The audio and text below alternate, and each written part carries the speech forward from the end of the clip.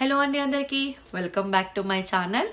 So నా thumbnail already మీరు చూశారు కదా, బిగ్ బాస్ ఒక ట్విస్ట్ ఇవ్వడం జరిగింది. కళ్యాణ్ కెప్టెన్ కదా, సో కళ్యాణ్కి ఏంటంటే ఎవరు ఎలిమినేట్ అవ్వలేదో వాళ్ళలో ఒకరిని డైరెక్ట్గా నామినేట్ చేసే పవర్ ఇస్తారంట.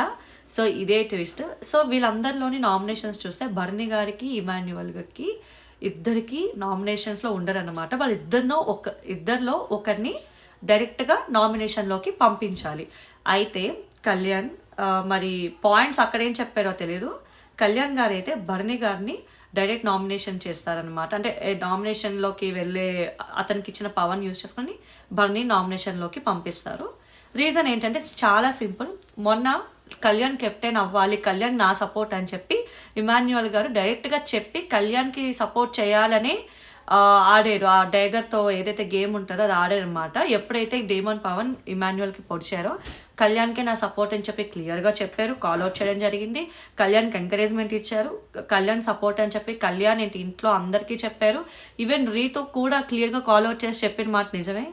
అందుకు కళ్యాణ్ ఖచ్చితంగా తనకి సపోర్ట్ ఇచ్చారు కాబట్టి ఇమాన్యువల్ తీస్తారని, నామినేషన్లో పంపిస్తారని అయితే అసలు ఎవరు అనుకోరు.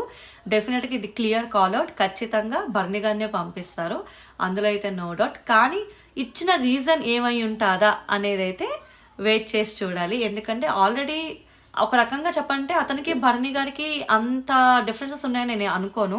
ఎక్కడ కూడా అతనికి బర్నీ గారికి ఎక్కువ డిఫరెన్సెస్ రాలేదు, అంత గొడవలు జరగలేదు. సో చెప్పాలంటే కళ్యాణ్ గారికి ఖచ్చితంగా టఫెస్ట్ కాలే ఇది. ఎందుకంటే ఇటు ఇమాన్యువల్ తనకి సపోర్ట్ చేశారు, ఇటు బర్నీకి కళ్యాణ్కి కూడా ఏమీ అంత డిఫరెన్సెస్ యుద్ధాలు జరగలేదు. సో నా దృష్టిలో అయితే టఫ్ కాలే. ఎందుకంటే హౌస్లో గేమ్ ఈక్వేషన్స్ ఎప్పుడు ఎలా చేంజ్ అవుతుందో తెలియదు కదా, అందుకని టఫ్ కాల్ అని అన్నా అనమాట. సో ఇదే ఈ బిగ్గెస్ట్ ట్విస్ట్. యాజ్ ఎ కెప్టెన్గా కళ్యాణ్కి ఈ పవర్ ఇవ్వడం జరిగింది. లాస్ట్ వరకు నా వీడియోస్ చూడండి. సబ్స్క్రైబ్ చేయకుండా చాలామంది చూస్తున్నారు. సబ్స్క్రైబ్ చేయండి, లైక్ చేయండి, షేర్ చేయండి. Thank you.